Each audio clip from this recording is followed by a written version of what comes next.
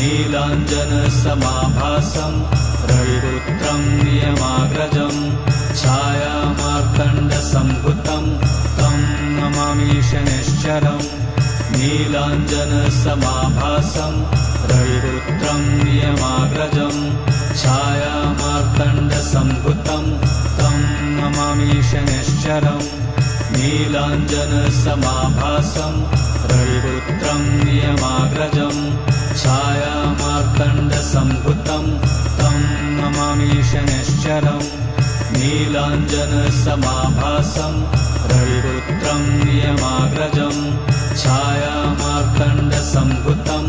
तं नमामि शनैश्चरम् नीलाञ्जनसमाभासं रविपुत्रं नियमाग्रजं छायामार्तण्डसम्भुतं तं नमामि शनैश्चरम्